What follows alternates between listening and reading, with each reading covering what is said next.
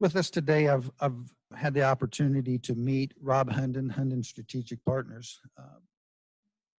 Some of the funding that we allocate each year is for me to attend seminars, both in-state and out-of-state. And we are members of the International Economic Development Council. And those, Rob Hunden has presented there before, but also different topics, subject matter experts, whether it be governance, incentives, site selection, or development finance. Some of the topics that we attend annually in these seminars. And I had met Rob, and I felt his presentation today was very relevant. So we're going to talk a little bit about the overview of the EDC, what activities were going on. We're going to run a video and then turn it over to Rob so he can present a PowerPoint presentation, and then we'll run another video at the end. So bear with us. Currently, the Clay EDC is very strong and active. Our board is focused on the board governance report, and what that deals with is a board expansion, business and industry and government representation, and committee structure. We hired a consultant earlier this year to look at that. They have finalized the report and submitted it to the board for review. At the same time, we've also worked with some consultants on the county's economic development incentive policy and recommendations report. We received that report back and we're reviewing it.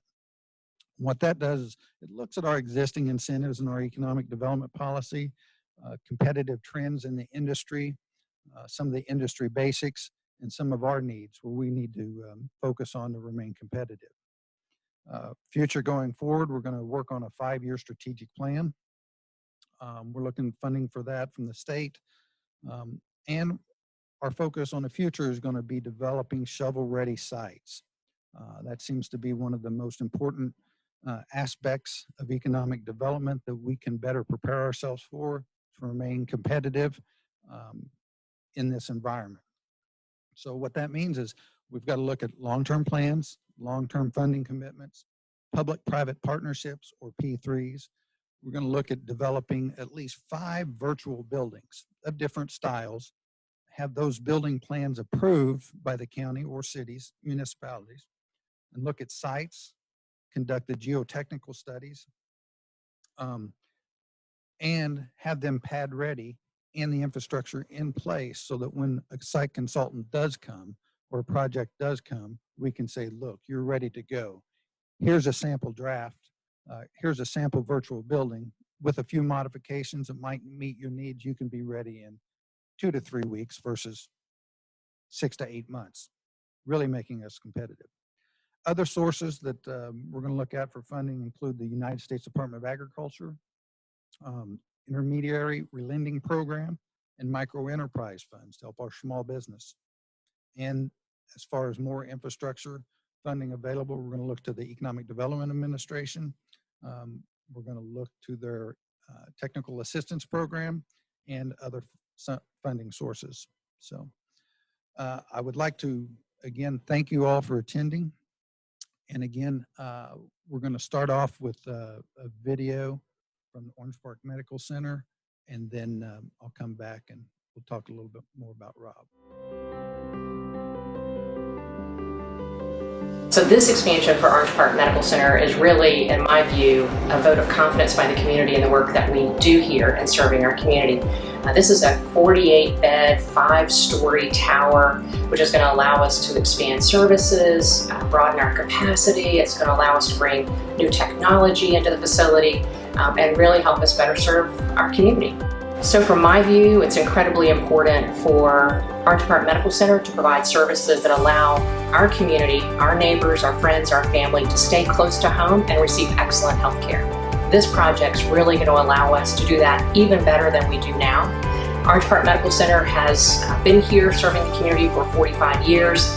It's an integral part of the fabric of the community, and frankly, it's what makes Clay County an excellent place to live, to work, and to receive health care. So this particular project for Orange Park Medical Center allows us to care for even more patients here at our hospital. It's a 5-story bed tower. It provides for 48 inpatient rooms, It allows us to continue the excellent care that we're already providing our community and really ensure that every time someone comes into our facility, we have all the services we need and the capacity to care for them. So one of the things that was so important for this project at Orange Park Medical Center was really the collaboration and partnership with the Clay County Economic Development Corporation. Through their work together with us, we were able to expand the project. I believe we're going to get it online sooner than perhaps we would have otherwise, and we're really grateful to have this team of folks working to support growing businesses in our community. So with this particular project, we are adding 100,000 new square feet. All total, we're spending over $100 million in expanding services for this campus and this community. We're going to be adding 100 new jobs, healthcare jobs, to this campus. And with that, those jobs will be 4 to 6% higher than the average county wage index. So we're really excited about bringing new jobs to the community. In addition, we're also using local construction companies and contractors to help us bring this project to conclusion, and we'll be really excited to introduce it to the community later next year.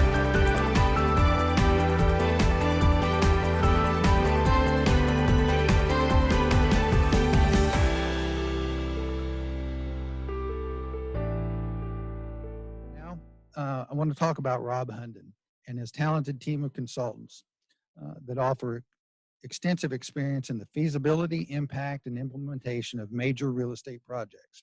Since launching Hunden Strategic Partners in 2006, he and his firm have been sought after for major destination projects, including sports, nightlife, tourism, convention, and hotel projects, most with public and private components, which is very important. He has worked on more than 700 assignments with more than $4 billion in projects built since 1996. Projects include hotels, professional sports and youth sports complexes, entertainment districts, theme parks, and cultural facilities. Rob, welcome. Well, thank you so much. Really appreciate being here, JJ, and really taking a new leap into this new world that we're in. Hopefully just temporarily, but we'll see. So I'm going to go ahead and share my screen, and we'll get into our presentation. And I really appreciate everybody who is who's joined today, both from Clay County and surrounding areas, and then we have some other folks actually who have joined from around the country. So that's exciting, and so we'll get to it. It's very odd for me to be giving a presentation like this in my living room and not get to see your faces or interact with you, because if I did that, then I wouldn't be able to see what I'm presenting. But we'll make the best of it. So I really appreciate everybody being here. They've given me about an hour to go through this, and so I think it's going to be, we're going to cover a lot of territory. So first off, this presentation will be available for download on our website, probably by tonight or tomorrow. So if you want to get that, you'll be able to, because there's a lot of nitty gritty in here that I'm not going to cover in super detail. And then we'll talk about some other things at high level. We're also allowing for some Q&A at the end. So I'm going to try to finish up by 1:15. I may even finish sooner, because an hour is a long time to have to listen to somebody. So we're gonna try to keep moving along. So first, I'll tell you a little bit about our backstory, arc of my career, and sort of what we focus on. Talk about where we are now in this COVID situation, and where do we go from here? I'm going to talk about how development districts can provide economic and social development, especially in this critical time when we need to bounce back as quickly as we can. I'm going to talk about real-world examples at a high level, just some glamour shots of some cool projects that have been developed or on the boards out there. And then I'm going to talk about some of the tools for success out there. How do communities and the private sector come together to make these projects happen? These fields have been plowed before, and we need to look to our comps out there to say, hey, how did you do this? Can we use those same tools? Yes, those tools are available to you in Florida. Not as robustly as in some other places, but we'll talk about that. And then finally, the key steps in the development process. And JJ and many others through IEDC sit in my courses about real estate development, especially public sector, private sector partnership led real estate development. And that is it can be a very tedious process, but the outcomes can be great for community quality of life, community development, economic development, and tourism development. So first, a little bit about who we are. We say that HSP, sort of Hunden Strategic Partners, stands for host, stay, and play. We see ourselves at the intersection of economic development, tourism development, and real estate development. And really, when you think about all of those things are all the same motivators and factors when you're deciding where you want to live. So it's just as much about placemaking as it is, say, tourism development or economic development. CEOs, when they're interviewed, rate the same factors highly that tourists do and that residents do. And so we're all sort of converging on the same things. And it's not just a strip mall down the street. These are compelling, game-changing placemaking projects. And I'll sort of tell you how I got into that. But what we really focus on is what we sort of call master placemaking, and that is the upfront, tip of the spear, market feasibility, financial feasibility, funding options, public incentives, financing gap analysis, economic and fiscal impact analysis, and developer selection and solicitation processes through RFQ and Ps, partnership options, business plans, and of course, the physical programming to get it all started. The project types that we really focus on most have become more and more of these mixed-use districts, but one-offs include a lot of event facilities, entertainment facilities, bar, restaurants, and retail. We've done over 200 hotel studies, residential analyses, office, attractions, of course, theme parks, distilleries, you name it, and other novel uses. And so if it's weird, we want to get that phone call because, there's some boring real estate out there. We like the compelling kind. So that's what we really like to focus on. And these are just some of the places that we've worked all over, mostly the 50 states. We've worked, I think, in 46 out of the 50 states.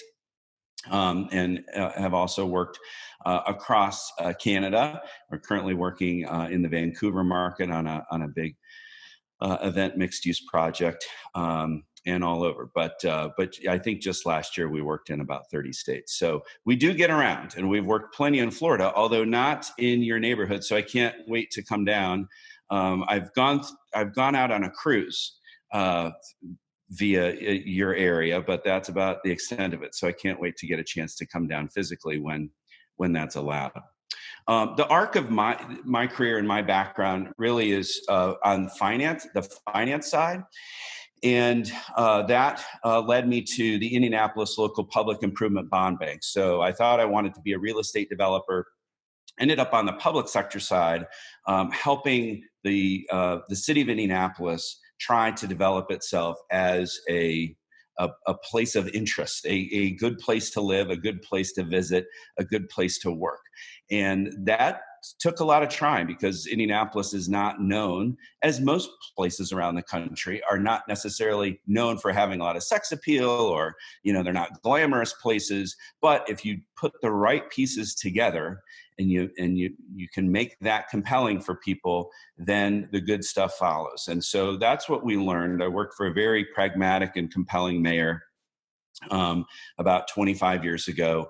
And really at that time, that's when we lured the NCAA from Overland Park, Kansas to Indianapolis. We really made a name for ourselves in amateur sports as the amateur sports capital of the world, and really just focused everything around creating an environment for events and conventions and sports, and making that physical environment compelling for those kinds of events. And so that led to a lot of Final Fours, a lot of other major events, and then eventually the Super Bowl and other things that are coming down the line, major events. So that worked for them. They still don't quite have the sex appeal of, say, in LA or in New York or something like that. Probably never will, but that's okay. They're getting it done and they're doing well, and they don't have a lot of the problems that those places have either. So since then, our role at the bond bank was really to finance and figure out how to make these projects work. And that was bringing the private and the public sector together, and then using our robust funding tools and creating new funding tools to help bring those projects to life and create a better quality of life. And just to give you a sense of the residential piece of this, at the time that I was there were about 10,000 residents living downtown. And within the next few years, there'll be over, I believe, 35,000 downtown residents. And so there's been a huge change in for the better from both a visitation perspective as well as a residential perspective. I moved to Chicago about 20 years ago and have had my firm doing these market and financial feasibility studies and other advisory work since then, and we keep pretty busy. And so we get around a lot and see a lot and are able to help a lot of communities move forward with projects. So what the heck is going on now, right, is your question. Are we supposed to be freaked out and frozen into place?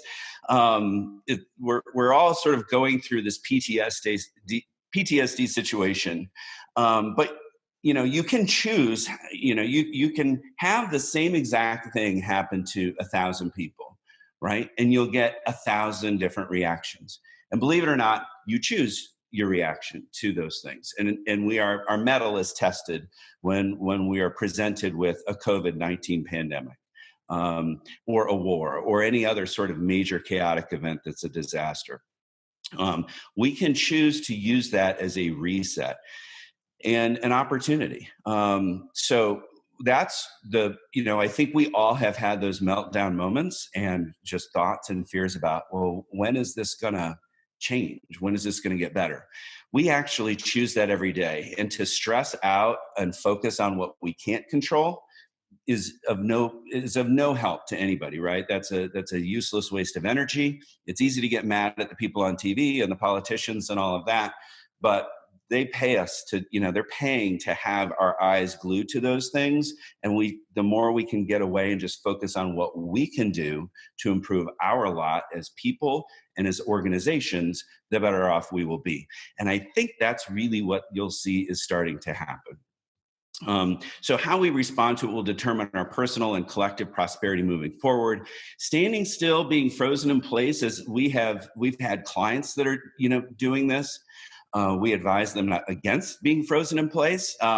We have family members and friends who are frozen in place. I just went to the grocery store for the first time in 7 weeks 2 days ago, so that was first. But I intend to get out there more and do it in a safe way. But as a community, especially one growing like Clay County or anybody else, standing still means you're actually going backwards. So staying frozen does not help you. Relatively speaking, this will be an interesting way to see what communities, what states, what cities decide to go forward first. And I believe the money, the capital, and the people will, and the projects will follow that lead. And some may say, well, it's too soon, but the early bird gets the worm. So we'll see. Some may get slaughtered as well, but hopefully not. We really think that this will be an interesting way to see who's able to change their position from maybe being in third or fourth place in the pack to first or second in your comp set, if you will, of communities. So this is a time to assess, plan, innovate, renovate, and act. And what do I mean by that? So first, we've all had a chance, I think, to sit and just be still for a little bit. And that gives us a lot of time to think. I have done more walking with my dogs in the last 7 weeks than I can think that I've done probably in 3 years.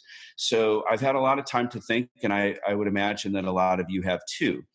And this gives us a chance to really contemplate, assess our strengths, our weaknesses, our opportunities, and our threats. So what is our relative position in the world as a community, as an entity, as an agency, as a corporation, as a person, and how do we want to change that going forward? There's a lot of good things that have happened during this quarantine that I don't want to let go of. Absolutely. I wish that I could have as simple a life in the future as I have right now in many ways. So there are a lot of good things we want to take forward. But we want to still assess our SWOT. So where we were all going so fast and so furious that this pause has really given us a chance to think.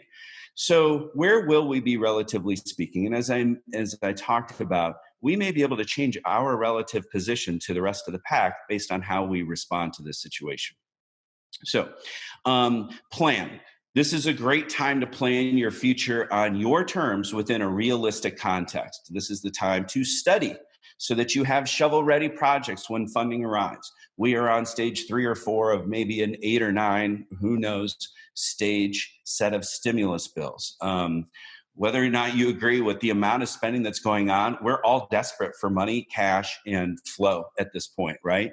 And so we need to have projects and processes in motion so that if any of that comes our way, we can take advantage of that. And we all learned that 12 years ago with the Jobs Act and the stimulus then. And there were a lot of the projects that were not shovel ready, and so they sort of missed the boat. So it's a great time to do studies and do your plans and do your architecture and your engineering and all of those other things so that when the money and the time is right, you can pounce on that. Now, what about navigating? We need to navigate this new reality proactively. This will drive innovation. This will not be solved by top-down, heavy-handed 5-year plans, right? This will be solved by millions of individuals, you and me, organizations, small businesses, large businesses, government entities, moving forward in a safe way to survive and thrive. Also, renovate. As activity is lower, this is just a nuts and bolts thing. This isn't a high-minded idea. Renovation during times of slowdown is just smart. When your buildings aren't as full, when your hotels are not occupied, when all of your event facilities are empty, when your commercial spaces are empty, this is a great time to renovate those spaces, rethink those, make some tweaks, and make them better so that when people are coming back out in full force, that we're ready. A lot of states, as an example, and counties have said, hey, let's double time it on all these highway projects because there aren't so many cars on the road anymore, and so we can inconvenience people less by getting these projects done quicker while there are fewer cars on the road. So that's just sort of a nuts and bolts thing. And then act. So based on all this assessment and planning and studying, now we need to act. This is our chance to claim a new version and the best vision of ourselves for our future that we can. So as I like to say to my team, let's make moves.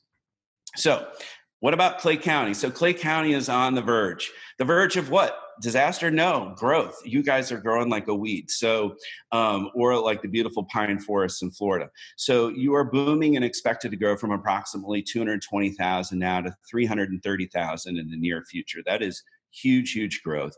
How do we manage this so that the large place that you end up with, the very populated place that you end up with, has the quality of life and quality of place that you deserve? Frankly, much of Florida did grow too fast or in an unmanaged way, and that resulted in a look and feel that is frankly unappealing in many parts of the state. You have an opportunity to avoid that. Clay County and all places, cities have the ability to design and create their future with really a nice balance of residential, business, industry, and attractions, tourism, and quality of life assets in a aesthetic manner that is pleasing. So we're not knocking down all the trees. We're utilizing these beautiful pines and all the things that you have in the natural beauty, the river, all of those things as part of the development so that it is more bucolic and more attractive, and it will set you apart from your competition, which is every other place. What leadership can the county and its cities provide to induce this development, whether public, private, or a combination?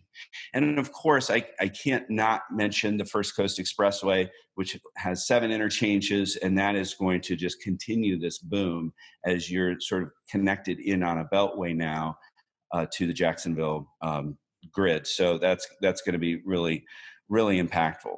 So you have the ability to respond, and that is called responsibility. So I normally, and that's my little joke, but responsibility is the ability to respond.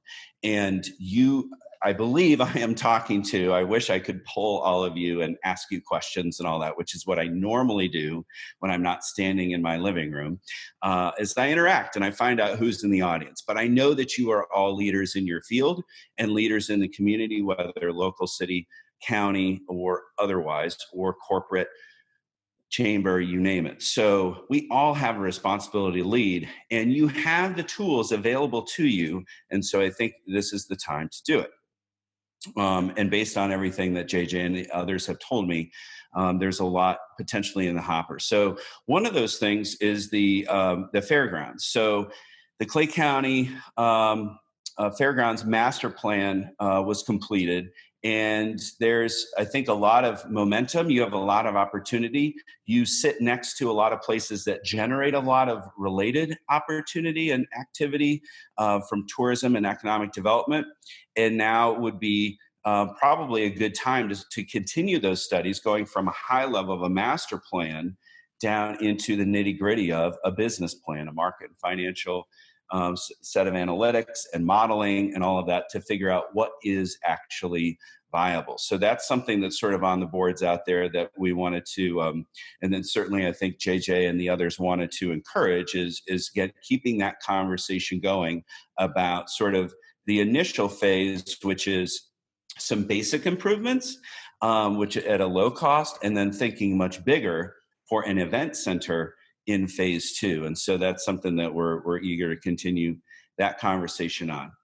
And then the other thing that I'm going to spend a lot of time talking about today, we have event facilities like we talked about for the fairgrounds, but then we also have these districts. And mixed use development districts are really the key these days. That's what's been trending everywhere. And they're walkable. They have a synergistic number of uses, which we'll talk about. And you've got this Project Kingsley proposed in Orange Park.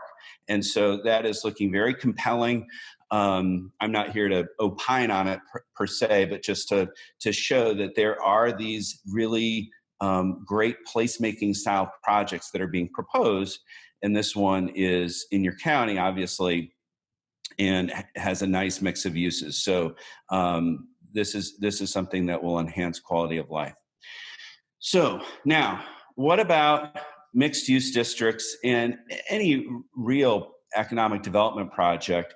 What we're saying now, especially post-COVID with all of our clients, is that these projects that a lot of people think about when times are good, like convention and event centers and amphitheaters, but specifically enclosed event facilities as well as districts. But these closed public facilities that are closed right now, they're great in good times, but they're also really critical in times of disaster. We have seen after hurricanes like Katrina, we saw the Superdome become a residence for homeless citizens that were flooded out. We have seen 25 convention centers around the country become field hospitals for COVID or non-COVID patients. It depends. We've done a lot of analysis on this. So there's a lot of benefit that these kinds of facilities can bring.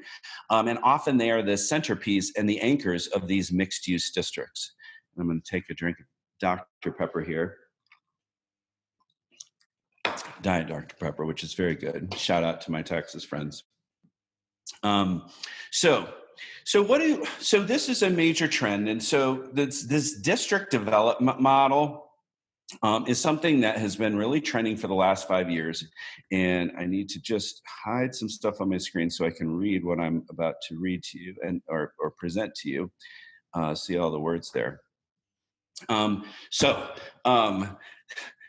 Synergistic mixed-use districts, these are things that create jobs for those at the beginning of the skills ladder, as well as the pathways to climb that ladder into management and other senior roles. So if I were doing this in a live audience, I would ask you to raise your hand if your first or second job was either in a restaurant, a bar, a grocery store, or a hotel. Or a fast food place.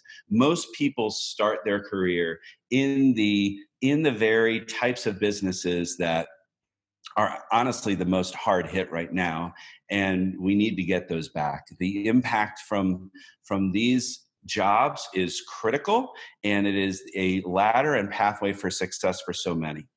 So I'll continue to harp on that because we do a lot of impact studies where people will poo-poo our numbers and say, oh, these low wage jobs aren't that impactful and they're not that important. Well, guess what? Now we have 30 million people unemployed in the country, and a large chunk of them are these very people, and that is their bread and butter, and they have no wiggle room. They live paycheck to paycheck, generally speaking. And so these are important jobs. And for most of us, it's how we learned to interact with the public and not mumble and look people in the eye and smile and just be generally good citizens, and helped us in our career. So these are great jobs. These mixed use districts often are started off with food and beverage, which I'll talk about. But what else do? They generate new taxes to support the elements that need public investment, such as event, entertainment, and sports complexes. So we call this the hero and the halo, right? So we have a hero in the middle or near the middle, or maybe a couple of heroes. These are anchor tenants, anchor projects. They are often sports facilities or convention facilities or arenas or entertainment centers or an amphitheater.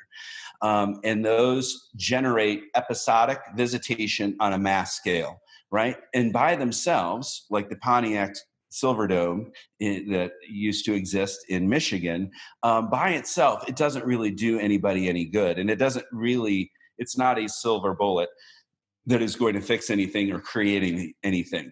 But by presenting and developing and providing a synergistic mix of uses around that development, we will, first off, we will help keep that development viable by generating incremental tax revenue off of that surrounding development to help pay for the public sector investment that is needed for those public event venues.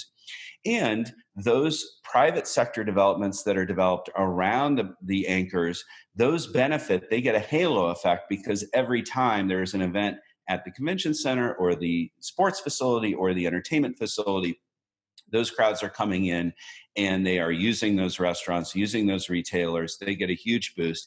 And it's better to live within walking distance from many people to such a facility. They want to be able to walk to a concert or walk to a game. And it's great if you can office right there too. The other thing that's important is it creates critical mass. So having enough of a district where you're creating 18 hours of activity a day, 7 days a week, all throughout the year is really, really important, because an event facility is only used episodically, maybe 100 to 200 times a year. Usually closer to 100. So that's not enough. Once every 3-4 days is not enough to keep the wheels from falling off of a restaurant, right? So having all those other mix of uses is critical. So that critical mass of synergistic, that cauldron of things is really, really important to get this right, so that you can generate enough new taxes, have viable investments in projects, and have viable event facilities that the public sector often has to pay for. Now, how do we pay for this? We use special taxing districts that allow for the recapture of all those incremental taxes around there, and we'll talk about that. These developers and developments take specialized expertise, patience, leadership, and a strong process. And patience doesn't mean sitting still. Patience just means grinding it out, and just perseverance really is the key word there. And the results can be really transformative for your community and your citizens. I really stayed on a boring looking slide for a long time. This is Ballpark Village in St. Louis. There's no single solution or project that can solve the challenges that face our communities. But we do know that silver bullet mentality of, hey, if we can only just build this one thing will solve the problem that we have, or this challenge that we have. That silver bullet mentality has been tried and failed every decade for the last 4 decades. And what everybody finally realizes is it takes all these synergistic uses built together to make it all work. But just doing one big thing here and one big thing there, that's a recipe for failure. So we have traced that over many decades through downtowns and other development areas. So what else does a mixed use district do for you, or any sort of a compelling development that has a mix of uses? It creates a community gathering space, a living room, a sense of place that becomes your beating heart, a place for celebrations, remembrances, parades, funerals, and that sort of thing. So a lot of communities, especially growing communities, they're collections of subdivisions and then little strip malls and corner stores and that sort of thing, but they lack a sense of place. And that is so important, especially as you get built out as a community.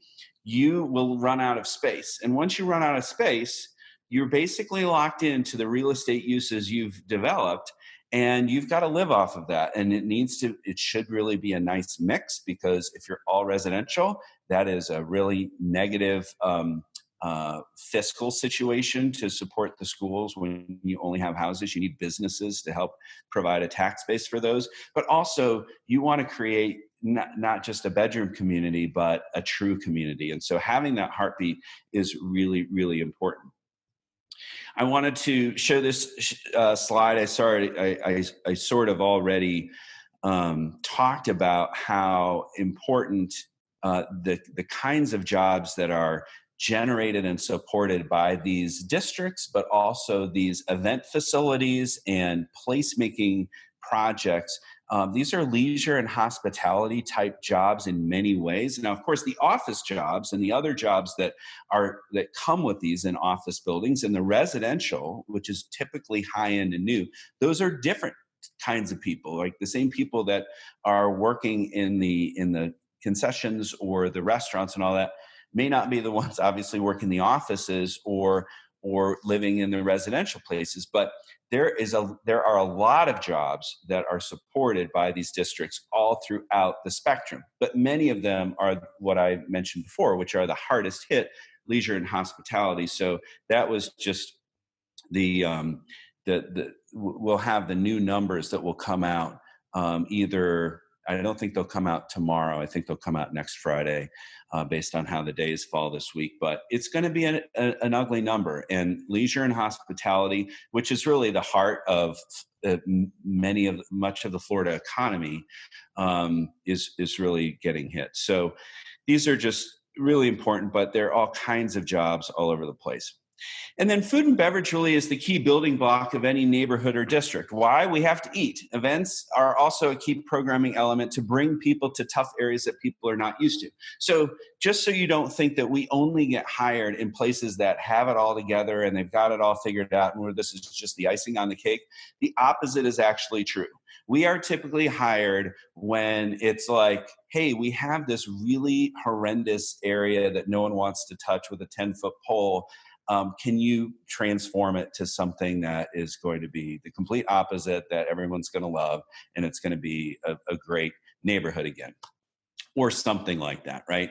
That's typically when we get brought in. And in the toughest places, what you're trying to do is you're trying to build stakeholders who care about that area. And it's hard to do that when it's a place that no one will touch. And so we typically see that episodic based developments, entertainment, those kinds of things, but also food and beverage, because people have to eat, and they'll be willing to go to sort of an unproven or pioneering area. And this could be totally rural, it could be suburban, it could be otherwise, and it can be especially urban. It can be all of those things, and people will be reticent to go there. But they will go to have a meal. They will go to an event. They'll go to an attraction. And pop-up events are really a big deal now too. Something novel, something Instagrammable. And so getting people to these districts and these areas, you're not necessarily going to be able to develop an entire neighborhood all at once. So you start with food and beverage and some key events. So that's one thing, that if you can't do it all at once, you can start with little chunks. And once people get used to hanging out in an area, then they will think about spending more time, more money, and other kinds of investments in real estate can happen as well. So for tourism and quality of life, these become key community assets. They extend trips from 1 hour to 2 hours to all day and possibly overnight. And this is both for residents and non-residents, right? Pre and post event spending related to other venues and events can increase. You can generate overnight hotel stays. You can attract residents and visitors. You're generating new taxes. You're supporting new businesses. You're getting new residents, new tourists, more spending. So it's a virtual cycle, right?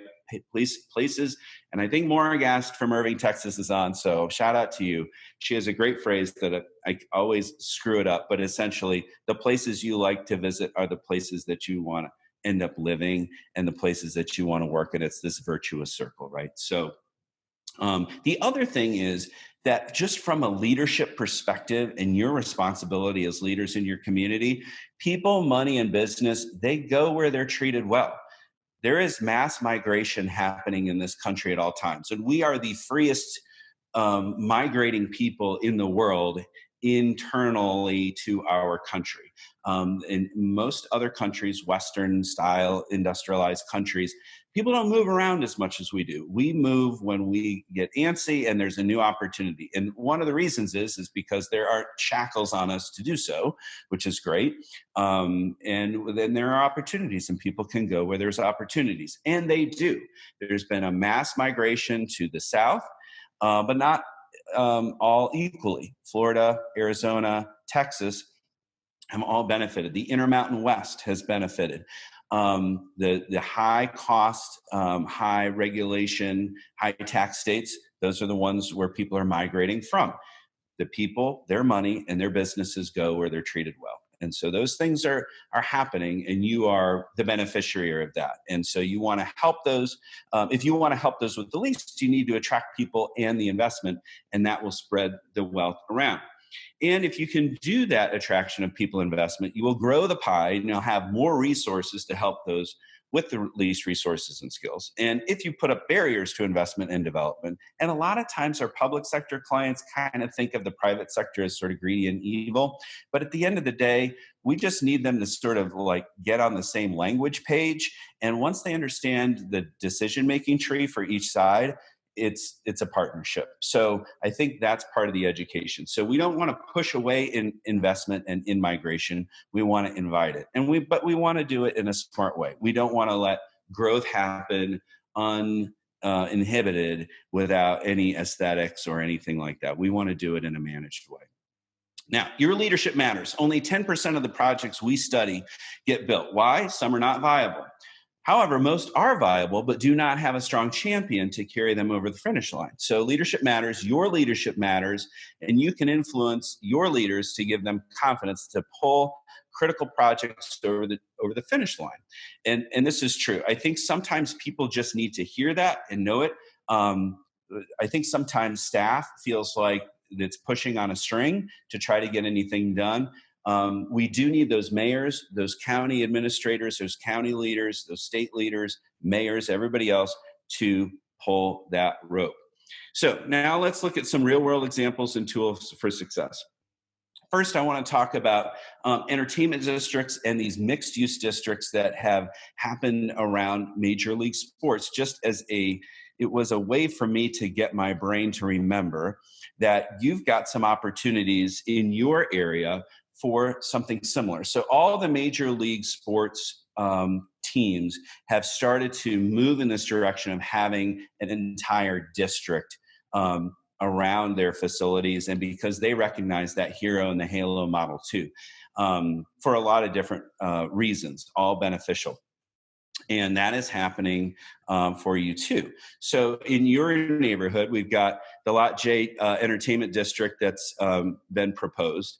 And so that's we'll see how that goes, but that's just following in the same trend of having retail, entertainment, attractions, all kinds of things pre and post happening before and after games, but also 7 days a week.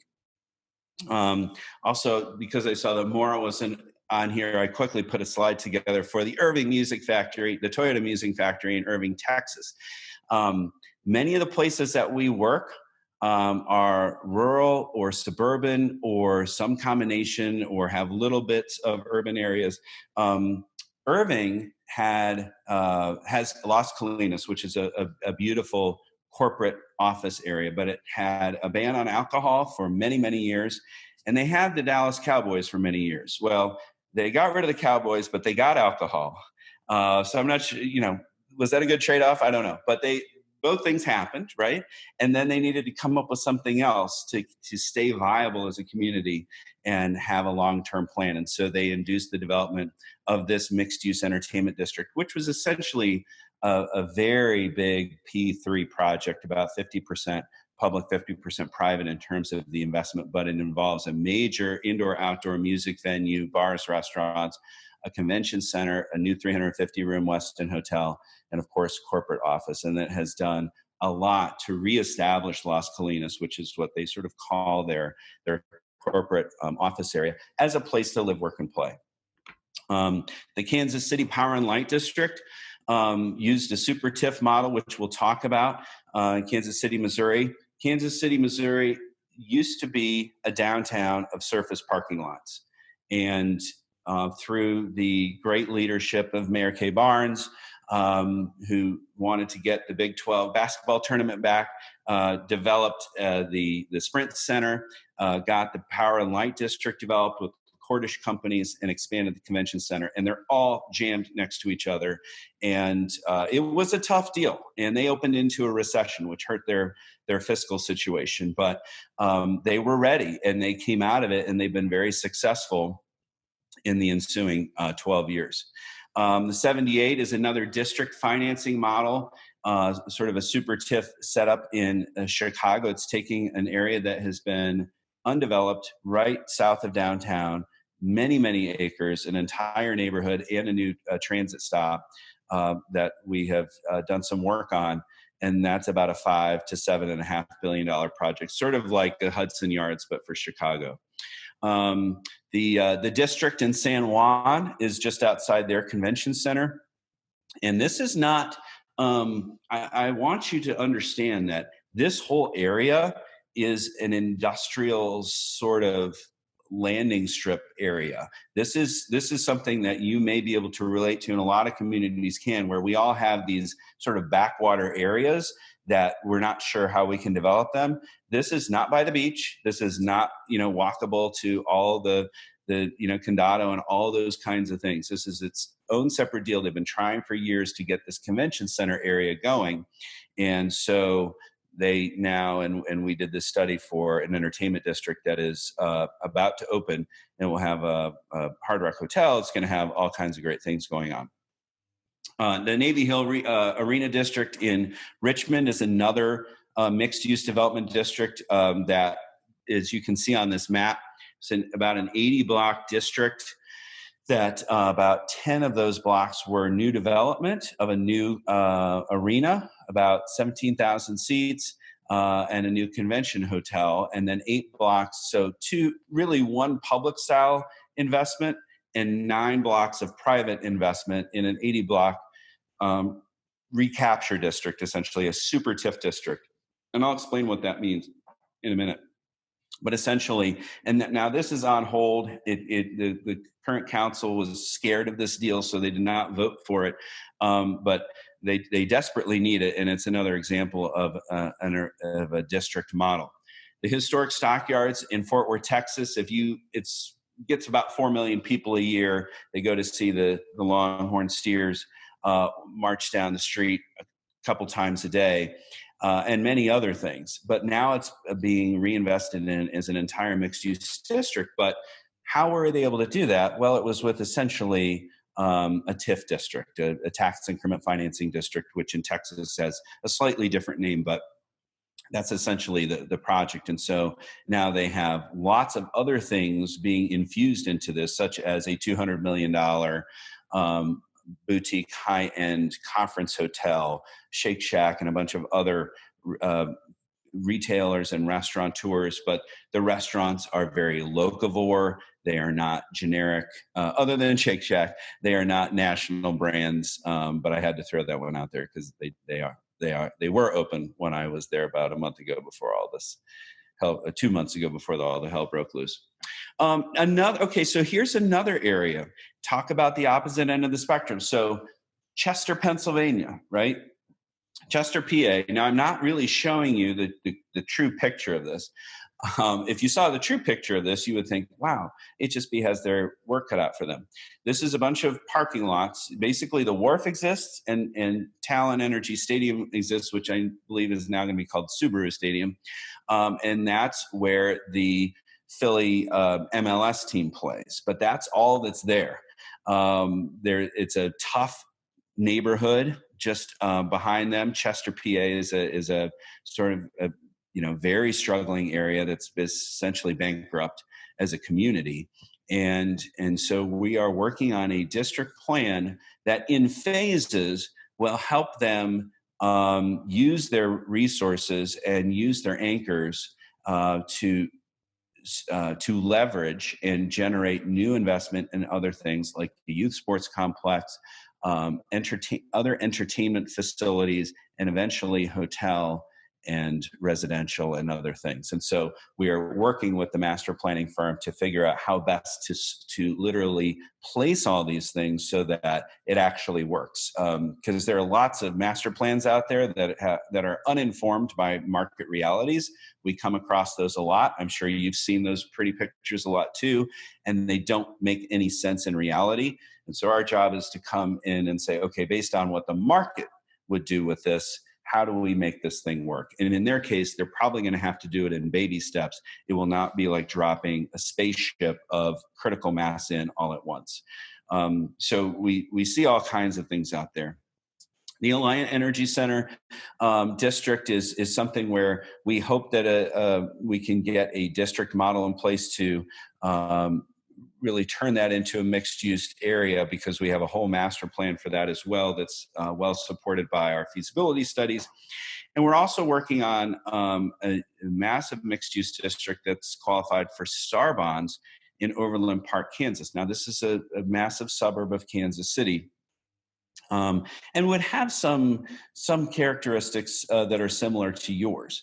And what they have a program in Kansas, which I'll talk about, and that's the STAR bonds. It's essentially a sales tax recapture district. And so the incremental sales tax over a baseline that are generated by a new compelling project like this, which is going to have a small arena, a indoor event center for youth sports and conventions, lots of retail and restaurant, hotels, et cetera, all of that new sales tax revenue gets to be recaptured, and they can issue bonds based on those taxes that will be generated. So that is a model that's been used very effectively in the state of Kansas.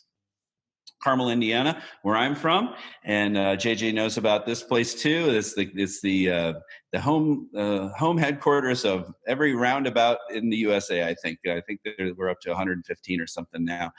We've almost outlawed stoplights, but anyway. Roundabouts are fun, and what they've done in this suburban community outside of Indianapolis is really use their rail to trail, the Monon Trail, as well as sort of their historic little downtown, and a major investment in performing arts and ticketed events, indoor and outdoors. You can see here, this is the Center for the Performing Arts. They keep that. It's 2 o'clock.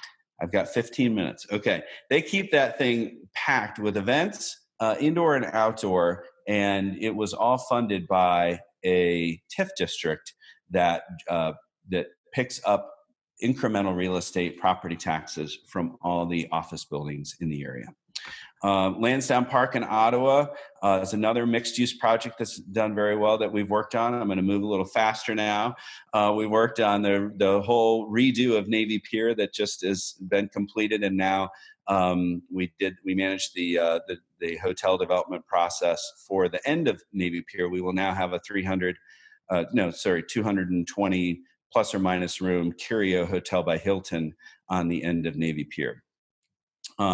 Downtown Indianapolis used aggressive use of TIF for its mixed-use district, and their entire downtown is essentially a TIF district, which I'll explain a little bit more. So what about all these district incentives that I've been talking about, TIF and all these other things? So most states legislatures have created agencies that are for redevelopment. And in Florida, yours are called CRAs, and in every other place, they have a different name. And those entities are in force and available to create and utilize tools so that you can induce development, right? You can acquire land. You can put pieces of land together so that they're more able to be developed, and you can do other things with incentives to help generate new project development. Like you can lower upfront costs, you can lower ongoing costs, you can lower financing costs. You can also invest future projects into the project. Future impacts. So, for example, this project that I showed you here in Indianapolis, this was a $110 million project. They literally borrowed like $95 million of that from the city, who issued bonds based on the future property taxes that all this would pay. Luckily, it all panned out. But guess what? The developer had to stand behind those bonds with their own personal balance sheet. So as they pay their property taxes, they're paying down that $90+ million loan. So that's an aggressive form of using TIF. So all these forms and formats of incentives exist around the country, and you have some tools available to you too. Here we have a list of some of the tools that are available around the country in different states. And there's a lot of writing here that I've done recently that you can download and read. But basically, the idea is that there is not a single, it's tough to fund a lot of projects with a single source of revenue. So for example, incremental property taxes as a single incentive is not always feasible. You'll need more or a diverse array. And so a super TIF or a synthetic TIF, where we're taking incremental future tax generated off of something, which means, but for this project, those tax revenues would not have existed, right? So we're not hurting anybody who exists here now by taking anything away from them. We're just collecting an increment above a baseline, right? And that can be captured and folded back into the project. And these days, our projects typically need multiple sources of revenue. So we're talking about super TIFs that have hotel taxes, sales taxes, income taxes, auto rental taxes, you name it. There are all kinds of taxes that can be collected, energy taxes, that sort of thing. So these super TIFs exist in a lot of places. They don't exist as much in Florida at this time. Right now, you have a couple of other things. So I'm going to move past the super TIFs. We hope that Florida will start moving towards a day where you can have super TIFs. So I give some examples there. But you have traditional tax increment financing, which is essentially collecting incremental property tax from a redevelopment district. And what do you have? And I've talked about cityways, so I will move past this. But that is a TIF district example. In Florida, you have community redevelopment areas. And I do not know that community redevelopment areas have been really used as a tool in Clay County yet. And they probably could or should be when you're starting to talk about these projects that you want to work on. So that by enacting and enabling a community redevelopment agency, you can then set up a TIF district and then start using that incremental tax revenue for projects. As an example, City of St. Cloud used its CRA for its downtown revitalization, Highway 192 beautification, and everybody in America has been on Highway 192. That's by Disney, and historic preservation and other building and site improvements. You also have the Clay County Development Authority, which allows for bonds to be issued for different private activity bonds, can be taxable or tax exempt depending on the project type, but you can use these for manufacturing, you can use these for tourism facilities, you can use them for convention facilities, airport facilities, and those sorts of things. And you have some funds available at the CCDA that you can use for different projects. If you use the CCDA in tandem with the CRA, you could really do some nice things. And that's something you should probably talk about. You also have a TDT.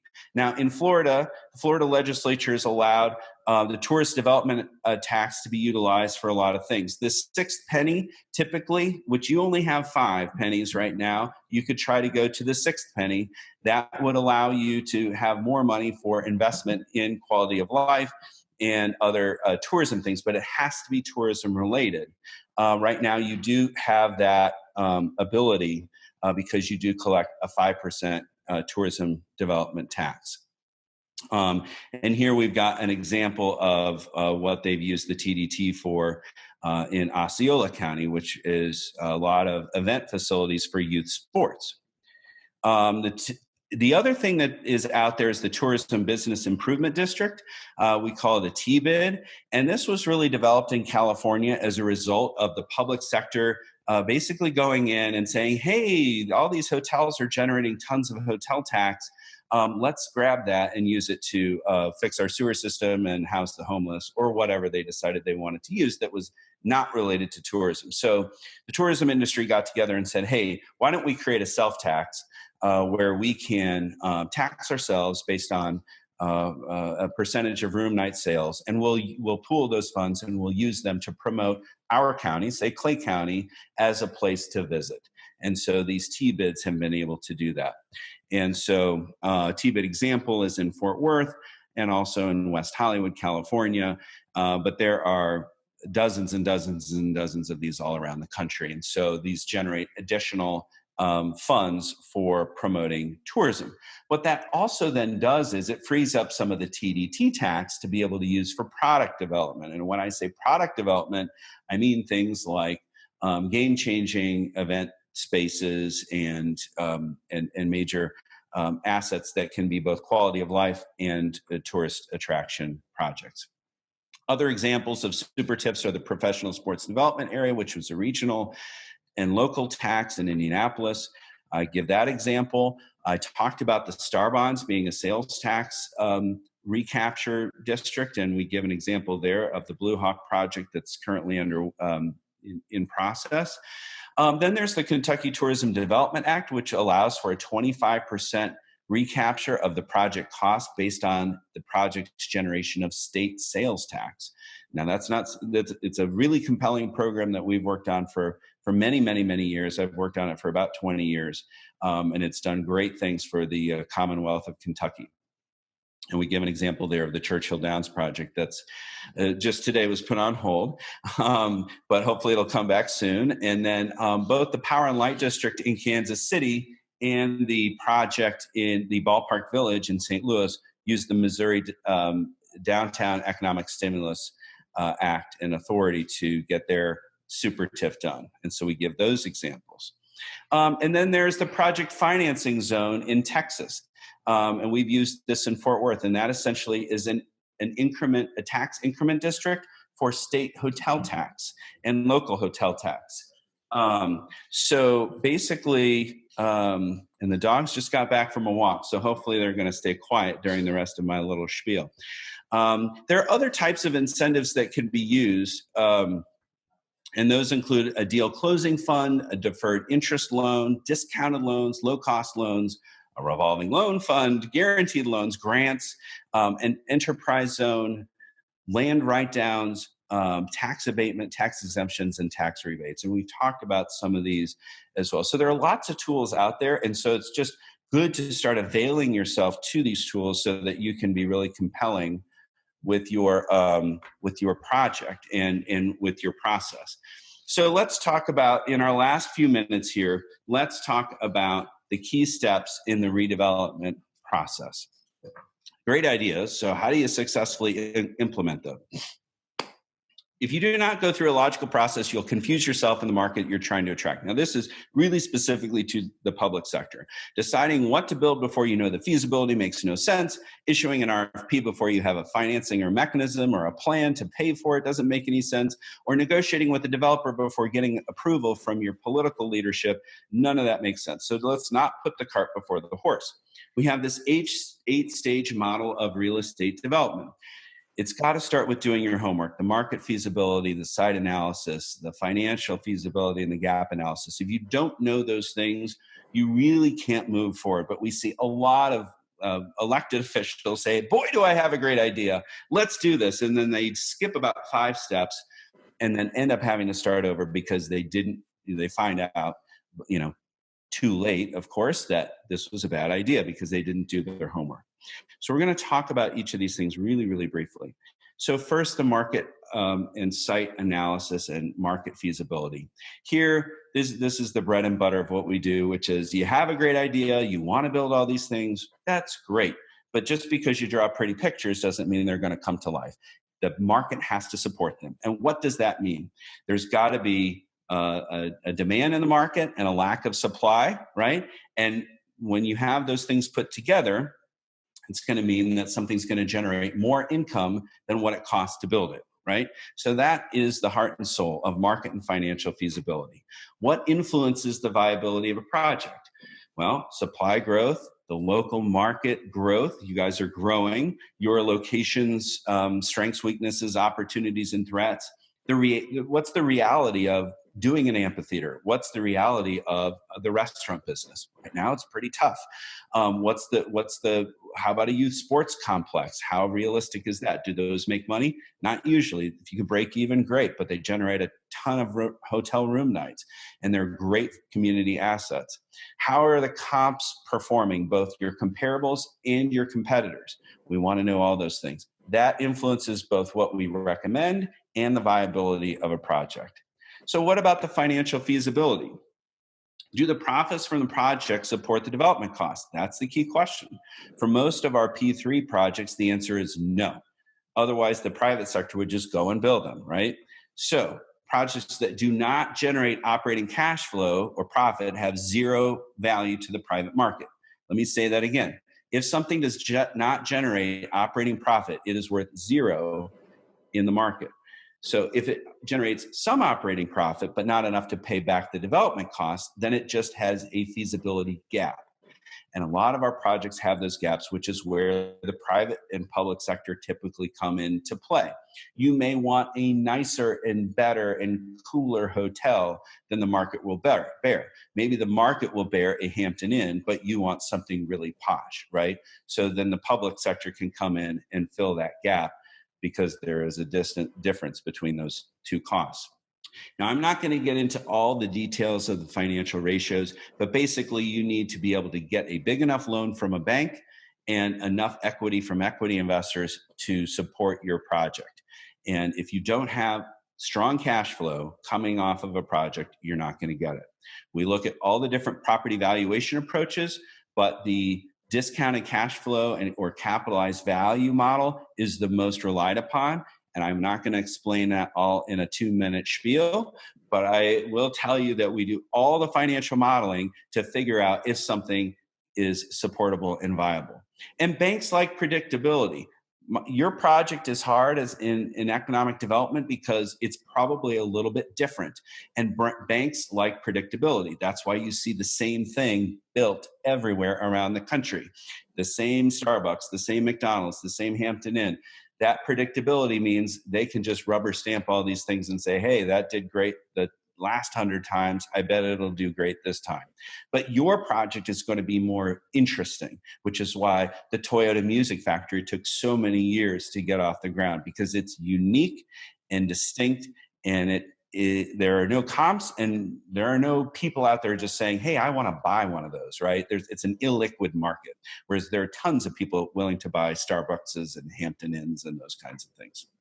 So banks punish our projects by demanding higher interest rates, giving us a lower loan amount, and charging us or requiring a higher debt coverage ratio. So the public sector can mitigate this by providing guarantees or other value to projects, or investing, like I mentioned, in these projects, building the parking, doing all of these things, all those incentives. Now, on the other hand, if the value of the project is greater than the cost, then the project is feasible, and we all jump up and down in an Instagrammable moment. So the realty check, or the reality check, if you will, we have to get the buy-in for financing from our elected officials. So you've done all your homework. Congratulations. Now you know what you're going to build, but there's this gap of, let's say, $10 million. Before you go out and look for a developer who you get all interested and excited in this, you better get some buy-in from your elected officials about filling that gap. We have had clients go off and go find a developer before they got the buy-in from the elected officials, and that caused the project to go on hold for a couple of years. So I talk about that here a little bit. And that reality check with those elected officials is often the hardest step because they do not want to hear this quote unquote bad news. Yes, you can have this project, but you're going to have to step up and pay X dollars. They say, well, why can't they just do it by giving them the land? Well, that's just not how it works. The dollars and cents, we tell our clients you cannot fight math. So once you have gotten past the math equation, then we go into the developer RFQ and P process, which is a competitive process to achieve a public goal. And it is a marketing tool to attract private developers who are specialized in your kind of development to your project. I say it's like Match.com because you are both putting your best foot forward and you want to find who is the best match for my project. And a process that is well put together can help you do that. The key to a successful project is making sure you include your market and financial feasibility studies, get political and financial buy-in so that the developers know they're not wasting their time by responding to this developer RFQ or P, and be prepared to discuss the financial incentives with developers. If they think that you're smoking something and that you're just pie in the sky, they will pass you by. There's one thing that developers have is time, but not a lot of it, right? Because they've got everybody else asking for them, and they get paid once. They get paid when the project closes, right? So they're not going to waste their time with you because time is so valuable to them. So you have to present them with a really compelling argument for why they should invest time in even looking at your deal. And site control is key. If you do not control the site, forget about it. Nobody will even talk to you. So we always recommend an RFQ followed by an RFP, and I can explain the strategy behind that. But generally speaking, it narrows your group down quickly without having to put in a lot of time and effort for those groups that aren't sure that they want to kick the tires yet. And it also keeps unqualified groups from getting through to the finals. And we've always seen these situations where the mayor's buddy, who's only developed like strip malls, ended up in the finals to build some, really fascinating, cool, novel project, and people shake their heads. Well, that's because there was not a good filtering system. So we want to make sure that there's a good filtering system so that at the end of this, you only get qualified developers who have done this before. And then once you choose your developer or rank your top developer, then we want to create a term sheet, which we're doing for a mixed-use project in Tulsa right now. So in this term sheet is non-binding, but it sets the major tenets of the development agreement. And then you can go into your development agreement, but it's the first step in the process. And then we go into the development agreement, which puts all of this into a legal document and a formal contract, and setting our timelines, getting good attorneys, good advisory is really, really important. And again, each of these like sets of slides is an hour-long class that I will teach a few times a year. So I am more than happy to take calls and other things after this or in a future date if anybody wants to talk about the specifics about strategies related to any of these things. So wrapping up, key takeaways. How do you begin? First, start with education. And what do I mean by that? These fields have been plowed before.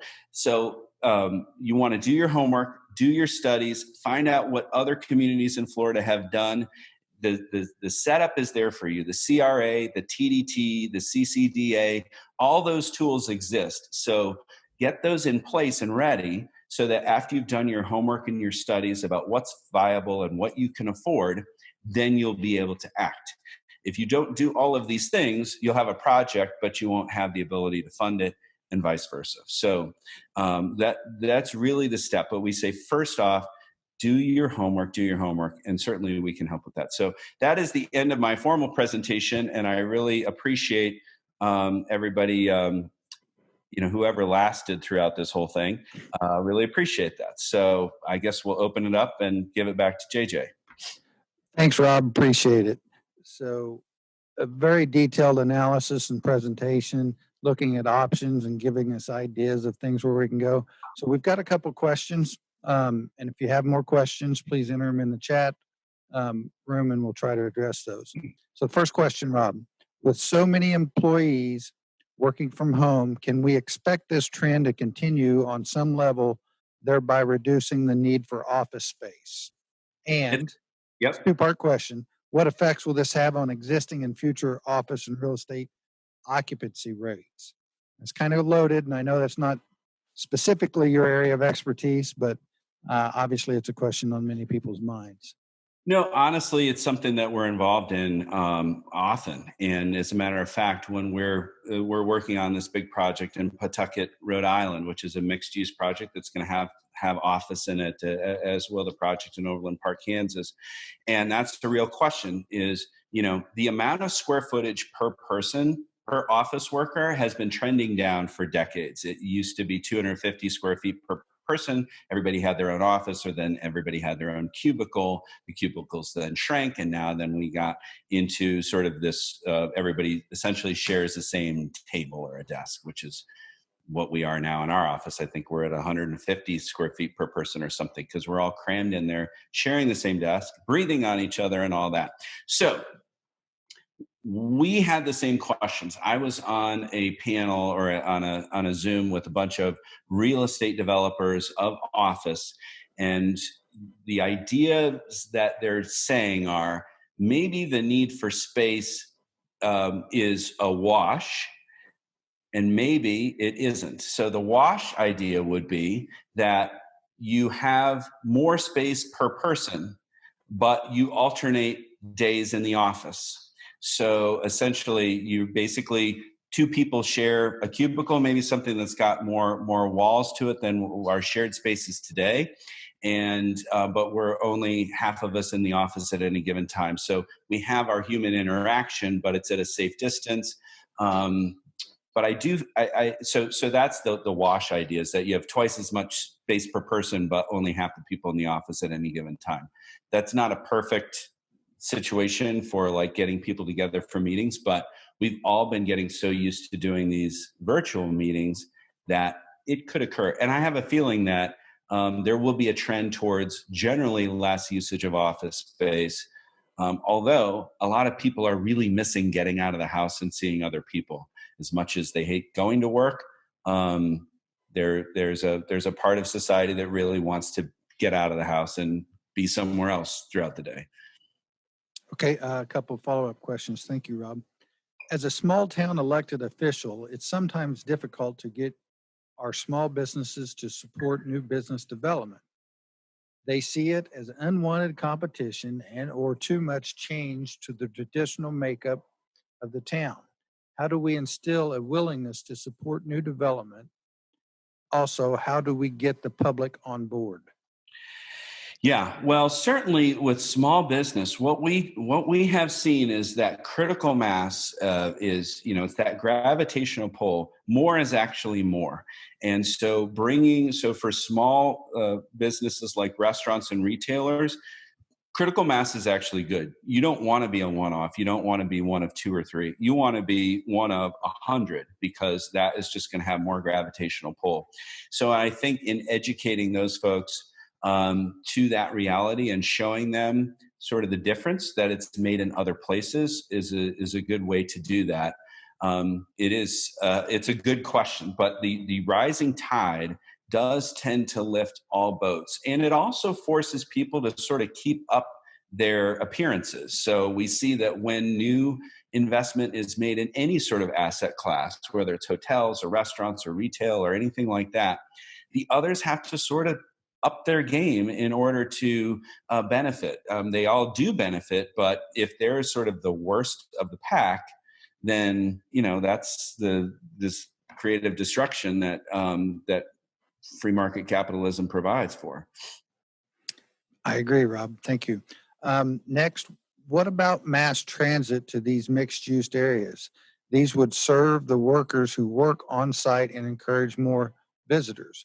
We have a lot of lower income within Clay County, or maybe apartments within close proximity. Yeah, so public transit obviously is a very expensive but long-term investment proposition, and density is key for making that work. There are different kinds of public transit that work for different kinds of densities. And for light rail or heavy rail, you really need some serious density or in order to get the economies of scale. Bus rapid transit and other types like that are for lower densities. And so it's something that I think eventually all cities will have some form and format of, but we see it play out differently in each place. But it is not a panacea. It can't get you everywhere you want to be at any time, and so we have limited resources, and we have to be really smart with how we allocate those so that we're not just vacuuming up all available dollars for linking 2 points that at the end of the day, that's only going to service, 5% of the population. So we just have to be smart about it. Okay, thanks, Rob. One more. As Clay County local government leaders, we tend to be reactive to development. When we are limited to making land use related decisions, what are the other components we can consider to how, if a developer's proposal will be successful? So you have more tools than you realize, and I think first off, if you're getting approached by developers for any sort of incentive or land or whatever, again, I would go back to the 8 steps. And certainly, this is an offline conversation we can have with whomever asked this question. But you really want to do your homework on their proposal, and then say, okay, here's what our options are in order to help you. We validated that your gap that you're asking for is a valid number, and now we have these ways of filling it. We can do it with land, we can do it with CRA, TIF increment, and those sorts of things. So I would say that's a great offline question that maybe you can connect me with them, and we can go from there. Sure. Okay, and then another comment and question. Like outlying neighborhoods surrounding Chicago that are represented by small town field communities, is there data around these types of developments showing success versus large sporting arenas and the like that may or may not meet with the taxing pushback from local citizens? So again, I think you've got to be really, it's just like public transit or anything major event facility investments. You have to be able to show how this will benefit everyone. And one of the reasons we do economic, fiscal, and employment impact analyses is because that is a measurement of the public's return on the public's investment. So if you're going to build these things, then there will be these taxes and these other things that will be generated as a result. But we need to be conservative about that. There have been many projects built where the benefits, the spinoff benefits, were very limited, and if they were built in the middle of nowhere and they couldn't get any pre and post spending, and people were just driving in and driving home, that's not really good. What you want is and that's why you see this trend of all these facilities, these big anchor facilities going into more walkable areas surrounded by synergistic uses, because you want people to come before, hang out, spend money, and stay after and hang out and spend money. If you just have something along the side of the highway where they can get in and out and they don't really spend any money, then you can't recapture that benefit in your community very easily from that one investment. All right, thanks, Rob. So this is going to finish up the Q&A, and we've got one more video to run. We want to keep it on time. For the other questions that didn't get answered, I will answer them offline. So we appreciate everyone's support.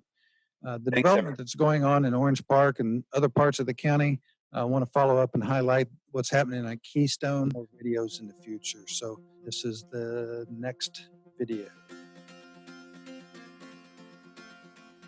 Well, Keystone Heights is my hometown. I grew up here, went to high school here, moved away, and chose to come back and locate my business in Keystone Heights. Hi, I'm Betsy Condon, CEO and founder of Oxidine, LLC. We make high-performance foam padding, and we're located in Keystone Heights, Florida, in Clay County. The environment to start a business and grow a business is right in Keystone Heights. We love being part of the city of Keystone Heights. Taxes are low, Housing is affordable, great schools, and just everything anyone would want to have in small town life. The Keystone Heights Airport is owned by the City of Keystone Heights and managed by the Keystone Heights Airport Board.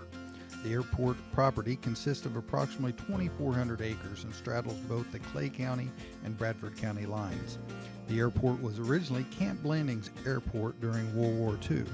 Afterwards, it was given to the City of Keystone Heights and made a public airport. In January, the Clay EDC, in conjunction with the City of Keystone Heights, submitted a Department of Economic Opportunity Job Growth Grant Fund application for infrastructure. The request was for $13 million and included $4 million in funding from the Clay County Utility Authority and the easement necessary from the City of Keystone Heights to extend water and sewer to the airport for existing needs and future expansion opportunities. Currently, MHD Rockland is operating at the Keystone Heights Airport and is training international P-3 pilots and navigators under a foreign military sales contract with the Department of Defense. MHD Rockland, working with Space Florida, has secured $24 million in funding to build a 150,000 square foot aircraft hangar, a 40,000 square foot warehouse, and a simulator training center. Future needs include maintenance and repair operations, facilities, lodging facilities, and an expanded fuel farm to support ongoing operations and a power systems backup in case of a power failure during a natural disaster or emergency. My name is Todd Falconer and I'm the Vice President of Flight Operations for MHD Rockland Services. MHD Rockland Services is a logistics supply chain manager for several military aircraft platforms. And the division here in Keystone Heights, Florida, primarily revolves around flight training for the P-3 aircraft type, and we have our own in-house logistics, maintenance, and aircrew for the aircraft. We came to the Keystone Heights Airport about 3 years ago, and we really fell in love with it, so we decided to stay. Okay. Well, again, I want to thank everyone for attending. Rob, Hunden, and your strategic partners for the presentation. We had a very, very high turnout. We're extremely proud of this first virtual seminar quarterly event. Thanks again. This concludes our presentation. Thanks again, Rob. Everyone, have a great day.